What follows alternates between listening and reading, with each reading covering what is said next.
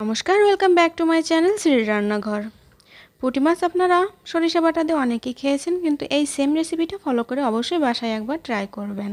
আর এই মাছটা রান্না করার জন্য আমার যেই মেইন মশলাটা লাগছে সরিষা বাটা, সেটা তৈরি করার জন্য আমি এখানে নিয়েছি কাঁচামরিচ, চালমগজ, কাজু বাদাম, সাদা সরিষা আর পোস্তদানা। এগুলোকে আমি খুব সুন্দর একটা মিহি পেস্ট করে নিয়েছি। আর এদিকে আমি মাছগুলিকে লবণ আর হলুদটা মাখিয়ে নিব। আমি মাছটা ভাজবো না, আমি না ভেজেই মাছটা রান্না করব। আর এখানে আমি আরেকটা মশলা ব্যবহার করেছি, কাঁচামরিচ আর জিরা বাটা। এটা আমি ব্লেন্ডারে ব্লেন্ড করে নিয়েছি। আমি মশলাটা খুব ভালো করে মাছের সাথে মাখিয়ে নিচ্ছি। আর এখানে কিন্তু আমি তেলটাও দিয়ে দিয়েছি। আর পরে লবণ লাগবে না, তারপরেও আপনারা টেস্ট করে দেখবেন যে পরে লবণ লাগবে কি না, আগে থেকে লবণ দিতে যাবেন না। আর এই যে আমার সেই সরিষা বাটা পোস্তদানা দিয়ে রেডি। তো এখন আমি রান্নাটা শুরু করব। এর জন্য আমি প্রথমে একটি প্যান বসিয়ে দিয়েছি কড়াইতে। আর প্যানটা গরম হওয়ার আগেই আমি মাছটা দিয়ে দিয়েছি। আর পুঁটি মাছ কিন্তু হালকা গরম ভাব আসলেই কিন্তু মাছটা ভেঙে যাওয়ার সম্ভাবনা থাকে। আর খুব আলতো হাতে মাছটাকে নাড়াচাড়া করবেন, আর না হলে মাছটা ভেঙে যাবে। তো আমি মাছটাকে দিয়ে কিছু সময় ঢাকা দিয়ে দেব, 5 মিনিটের মতো। এখন আমি খুব আস্তে আস্তে করে মাছগুলিকে উল্টে নেব। তারপর আমার দুটো মাছের পিছন দিয়ে একটু লেগে গেছিলো।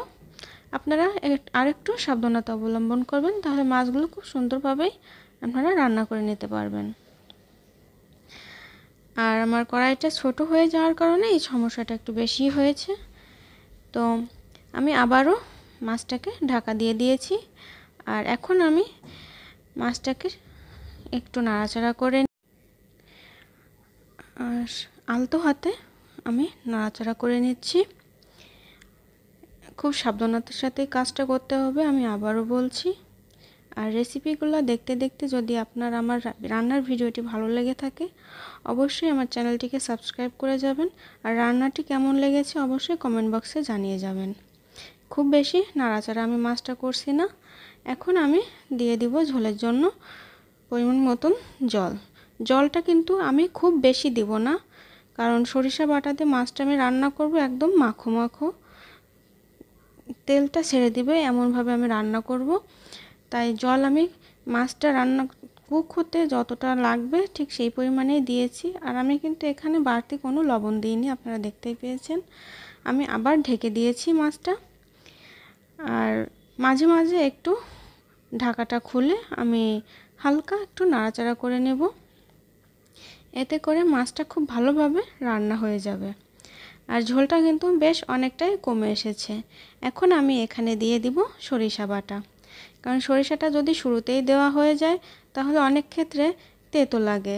আর নামানোর 5 মিনিট আগে দিলে কিন্তু এই তেতো ভাবটা আসে না, আর সরিষার স্বাদটাও অটুট থাকে। আর এখানে যেহেতু আমি চালমগজ, কাজু বাদাম, পোস্ত দিয়েছি, সেজন্য তেতো ভাবটা এমনিতেও আসবে না। আর আমার রান্নাটা কিন্তু এখন হয়ে গেছে। এখানে আমি গার্নিশিংয়ের জন্য কাঁচামরিচ চেরা দিয়ে 5 মিনিট ঢাকা দিয়ে দেব। আর তত সময় কিন্তু পাশ দিয়ে তেলটাও ছেড়ে দিয়েছে। এখানে ক্যামেরা আর লাইটের জন্য হয়তো ভালো করে বোঝা যাচ্ছে না। আর আমি এখানে নামানোর আগে একটু কাঁচা সরিষার তেল দিয়ে দিচ্ছি, এতে করে সরিষার ঘ্রাণটা আসবে আর রান্নাটা খেতেও খুব ভালো লাগবে। তো আমার রেসিপিটি আপনাদের কাছে কেমন লাগলো অবশ্যই আমাকে কমেন্ট বক্সে জানিয়ে যাবেন। আশা করছি আপনাদের কাছে ভালোই লাগবে। যদি ভালো লেগে থাকে চ্যানেলটাকে সাবস্ক্রাইব করে পাশে থাকা বেল আইকনটি অল করে রাখবেন। আর মাছটা দেখুন, দেখে কিন্তু বুঝতে পারছেন রান্নাটা কতটা সুন্দর হয়েছে। আমার বাসার সবাই কিন্তু খেয়ে অনেক প্রশংসা করেছে। তো আশা করছি আপনারাও বাসায় একবার এইভাবে ট্রাই করে দেখবেন। আপনাদের কাছে যদি চারমগজ পোস্তদানা না থাকে তাহলে শুধু কাজু বাদাম দিলেও কিন্তু সরিষার তেতো ভাবটা অনেকটা কম আসবে। আর সাদা সরিষা কিন্তু বেশিরভাগ ক্ষেত্রেই তেতো হয় না। আপনারা বাটার সময় একটু মরিচ আর লবণ হলুদ দিয়ে বেটে নেবেন, তাহলেই কিন্তু তেতো ভাবটা এমনিতেই কম আসবে।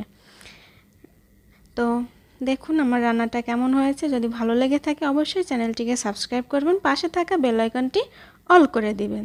ধন্যবাদ সবাইকে পাশে থাকার জন্য।